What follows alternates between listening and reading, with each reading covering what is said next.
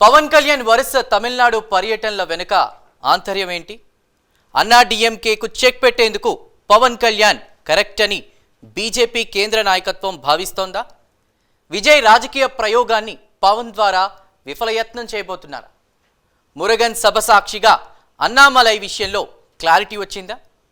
అరవగడ్డపై జనసేనాని చరిష్మాను ఉపయోగించాలని బీజేపీ అగ్రనేతల ప్రయత్నాలు ఏ మేరకు ఫలించబోతున్నాయి? తమిళ సాంప్రదాయ రాజకీయాలను ఎన్డీఏ బ్రేక్ చేయబోతుందా? ఇవాల్టి బర్నింగ్ ఇష్యూలో చూద్దాం.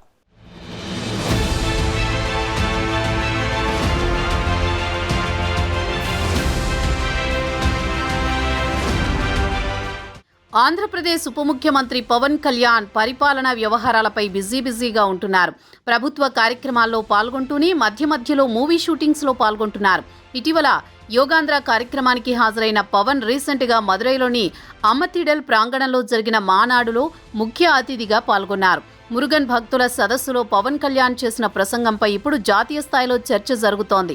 హిందూ విశ్వాసాలను, ముఖ్యంగా మురుగన్ భక్తులను ఎగతాళి చేసేవారిని, రెచ్చగొట్టేవారిని హెచ్చరిస్తూ పవన్ బలమైన ప్రకటన చేశారు. కొంతమంది రాజకీయ నాయకులు ప్రమాదకరమైన వేర్పాటువాద ఆలోచనలను ప్రోత్సహిస్తున్నారని, లౌకికవాదం ముసుగులో హిందూ ఆచారాలను ఎంపిక చేసుకుని లక్ష్యంగా చేసుకుంటున్నారని ఆరోపించారు.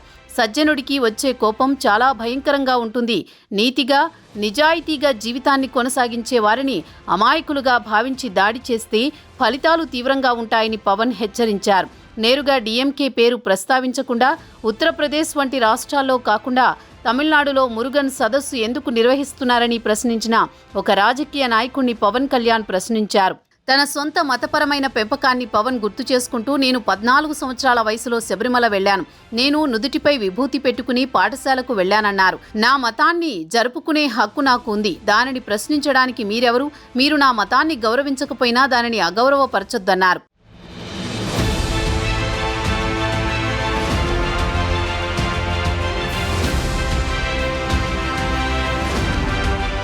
కొంతమంది స్వయం ప్రకటిత నాస్తికులు, లౌకికవాదులు హిందూ మతాన్ని మాత్రమే ఎగతాళి చేస్తూ ఇతర మతాల గురించి మౌనంగా ఉండే ధోరణిని పవన్ విమర్శించారు. అరేబియాలో ఉద్భవించిన మతాల గురించి మీరు అదే ప్రశ్నలు అడగగలరా అని ప్రశ్నించారు. మురుగన్ దేవుణ్ణి కేవలం తమిళ దేవుడు మాత్రమే కాదని, వివిధ ప్రాంతాలలో వివిధ పేర్లతో గౌరవించే భారతీయ దేవుడని అభివర్ణిస్తూ రెచ్చగొట్టే చర్యలను ఎదుర్కొంటూ భక్తులు ఐక్యంగా ఉండాలని కోరారు. మురుగన్ తమిళ దేవుడు, కానీ అతను అంతటా ఉంటాడు. ఉత్తరాదిలో కార్తికేయుడు, ఆంధ్ర, కర్ణాటకలో సుబ్రహ్మణ్యుణ్ణి నేను ఆయనను ప్రార్థిస్తున్నాను. అందుకే మదురైలో మురుగన్ సమావేశం జరుగుతుంది అని పవన్ కళ్యాణ్ అన్నారు. ఒక సాధువు కోపంగా ఉంటే అడవి కూడా ప్రశాంతంగా ఉండదు అని ఆయన హెచ్చరించారు. హిందువులు తమ విశ్వాసం పట్ల గర్వం వ్యక్తం చేయడానికి సిగ్గుపడకూడదన్నారు. గతంలో కందషష్ఠి, కవసం వంటి భక్తి గీతాలను అపహాస్యం చేసినట్లు ఆరోపణలొచ్చిన సందర్భాలను ఆయన ఖండించారు. అలాంటి చర్యలను తమిళ హిందువుల మనోభావాలపై దాడిగా అభివర్ణించారు. మనం ఒక సంకల్పం తీసుకుందాం. ప్రేమ బలహీనత కాదు, ధైర్యానికి చిహ్నం. మురుగన్ సూరపద్మను నాశనం చేశాడు, కానీ ఇది కలియుగం కాబట్టి మనం మురుగన్గా మారి చెడును నాశనం చేద్దామన్నారు. దేవుణ్ణి నమ్మిన వారికి లౌకికవాదం ఒక అనుకూలమైన పదం. కానీ మన నాస్తికులు అన్ని దేవుళ్లను నమ్ముతారు, హిందూ దేవుళ్లను మాత్రమే నమ్మరు. లౌకికవాదులు హిందూ మతం తప్ప మరే ఇతర మతం పట్ల వివక్ష చూపరు. హిందూ మతం తప్ప మరే మతాన్ని ఎత్తిచూపే ధైర్యం వారికి లేదు. రాజ్యాంగం వారికి వాక్ స్వాతంత్రం అనే గొప్ప ఆయుధాన్ని ఇచ్చింది. దానిని వారు మన దేవుళ్లకు వ్యతిరేకంగా ఉపయోగిస్తారని పవన్ అన్నారు. இப்படை தோற்கின் எப்படை வெல்லும். அன்பு என்பது பலவீனம் அல்ல, அது துணிவின் அடையாளம், வீரத்தின் ஆன்ம, வெற்றியின் படிக்கட்டு. அன்பால் இணைவோம், ஆவேசத்தால் வெல்வோம். சூரபத்மனை வதம் செய்த புரட்சி தலைவர் பாருங்கள். இது கலியுகம். முருகன் நேரில் வரமாட்டார். நாமே முருகனின் உணர்வாக மாறுவோம். நாச சக்திகளை நிர்மூலம் செய்வோம். இந்தியா அரசமைப்பு சட்டம் நமது அறத்தை காக்கிறது. அரசமைப்பு சட்டம் இல்லாத காலத்தில் மாலிக் கஃபூர் வெறியாட்டம் போட்டான். ஆனால் கடந்த 75 ஆண்டுகளாக அரசமைப்பு சட்டம் இருக்கும் போதே ஒரு கூட்டம் ஆடுகிறது. காரணம், நாசசக்திகளை ஆரம்பத்திலேயே கிள்ளி எறியாமல் விட்டுதான்.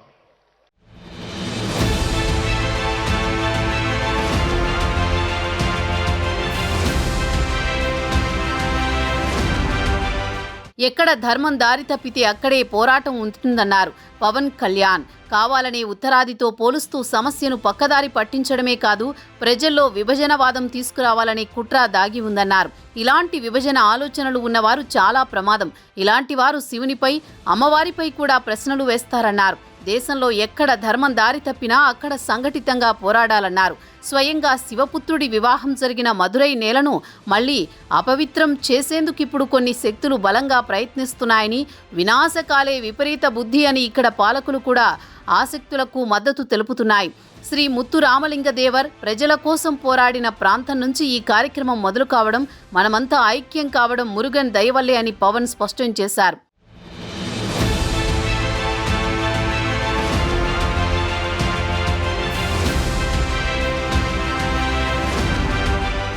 ఇటీవల అన్నాడీఎంకేతో పొత్తు పెట్టుకుని బలపడ్డట్టు కనిపిస్తోన్న ఎన్డీఏ కూటమి అదే దూకుడుతో రాబోయే అసెంబ్లీ ఎన్నికల కోసం కసరత్తు చేస్తోంది. సహజంగానే తమిళనాట ప్రాంతీయ పార్టీలదే హవా.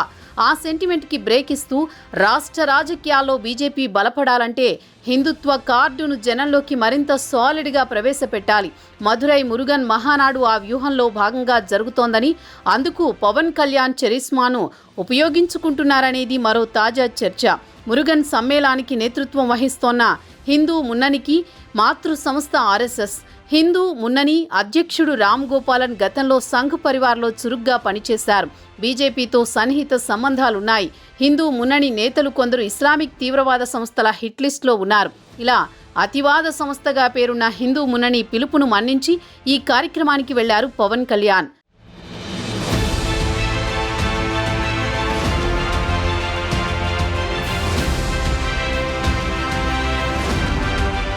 అయితే పవన్ పాల్గొన్న ఈ మురుగన్ సభ దేశవ్యాప్తంగా చర్చకు దారితీసింది. పవన్తో పాటు మాజీ బీజేపీ అధ్యక్షుడు అన్నామలై కూడా సభలో ఉత్సాహంగా కనిపించారు. అన్నామలైను దూరం పెట్టారని, అన్నామలై బీజేపీ కోసం పనిచేయగా ఆయనను దూరం పెట్టడంపై బీజేపీ క్యాడర్లో అసంతృప్తి నెలకొంది. ఈ సభ ద్వారా బీజేపీ క్యాడర్లో ఆ వెలితి కూడా పోయింది. మరోవైపు సౌందర్ రాజన్ కూడా పవన్ టూర్ను ఆద్యంతం పర్యవేక్షించారు.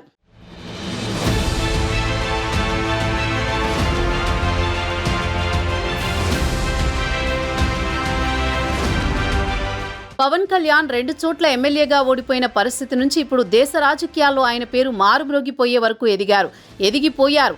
వైసీపీ చెప్పి మరీ అధపాతాళానికి తొక్కేసిన పవన్ కళ్యాణ్ ఏపీలో ఎన్డీఏ కూటమి విజయానికి శ్రమించారు. అందుకే పవన్కు రాష్ట్రంలో సీఎం చంద్రబాబు, కేంద్రంలో మోదీ, అమిత్ షా ఓ రేంజ్లో ప్రయారిటీ ఇస్తూ ఉంటారు. సనాతన ధర్మం విషయంలో పవన్కు దేశవ్యాప్తంగా పాపులారిటీ వస్తోంది. బీజేపీ తరపున సైతం దేశంలో ఎక్కడ ఎన్నికలు జరిగినా స్టార్ క్యాంపెయినర్గా పవన్ను వినియోగించుకుంటున్నారు. మహారాష్ట్ర, కర్ణాటకలో ఎన్నికల ప్రచారానికి కూడా వెళ్లారు. ఇప్పుడు తమిళనాట కాషాయ జెండా ఎగరవేయడానికి పవన్ సేవలను వినియోగించుకోవాలని బీజేపీ పెద్దలు భావిస్తున్నట్టు తెలుస్తోంది. ఇప్పటికే దేవాలయాల సందర్శనకు వెళ్లారు పవన్. సందర్భం దొరికినప్పుడల్లా తమిళ పాలిటిక్స్పై ట్వీట్లు చేస్తూ అక్కడి ప్రభుత్వ తప్పులను ఎత్తి చూపుతున్నారు. ముఖ్యంగా హిందీ వ్యవహారంలో డీఎంకే ప్రభుత్వానికి స్ట్రాంగ్ కౌంటర్ ఇచ్చారు.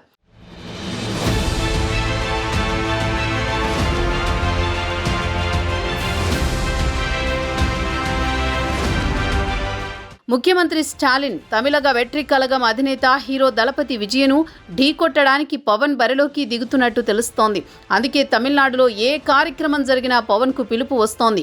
తాజాగా లక్షలాది మంది సుబ్రహ్మణ్య స్వామి భక్తులతో మురుగన్కు నెలవైన తమిళనాడు రాష్ట్రంలో మీనాక్షి అమ్మవారు కొలువైన మధురై నగరంలో జరిగిన మురుగ భక్తర్గల్ మానాడులో పవన్ పాల్గొన్నారు. గతంలో పవన్ తమిళనాడులో పర్యటించినప్పుడు పార్టీని విస్తరించడానికి ప్రయత్నాలు జరుగుతున్నాయని, తమిళనాడులో కూడా పోటీ చేస్తానని హింట్ ఇచ్చారు. పవన్ వరుస పర్యటనలతో తమిళనాడు కేంద్రంగా డిప్యూటీ సీఎం ప్రాధాన్యత పెరిగిందని చెప్పుకోవచ్చు.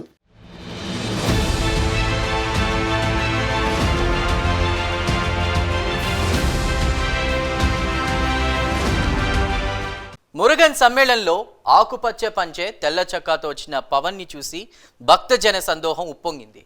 బీజేపీ నేతలు ఆహ్వానించడంతో సహజంగానే మురుగన్ భక్తుడైనటువంటి పవన్ ఈ సమావేశంలో పాల్గొన్నారు. ఇప్పటికే పవన్ ఉపవాస దీక్షలు చేపట్టారు. అయితే భక్తి సమావేశాలకు ఇతర రాష్ట్రాల నుంచి రాజకీయ నాయకులను బీజేపీ ఆహ్వానించడం ఏంటని అధికార డీఎంకే ప్రశ్నిస్తూ బీజేపీ నేతల తీరుని తప్పుపడుతోంది. ఇవన్నీ పక్కన పెడితే పవన్ ఇటీవల తమిళనాడులో ఎక్కువగా పర్యటిస్తున్నారు. గతంలో ఆలయాల సందర్శన అనంతరం జమిలిపై సదస్సుకు ఇప్పుడు అతిపెద్ద ఆధ్యాత్మిక సభలో ముఖ్య అతిథిగా పాల్గొన్నారు. మొత్తం మీద పవన్ కళ్యాణ్ తమిళనాడు రాజకీయాల్లో సెంటర్ ఆఫ్ అట్రాక్షన్ అవుతున్నారనే చర్చ సాగుతోంది.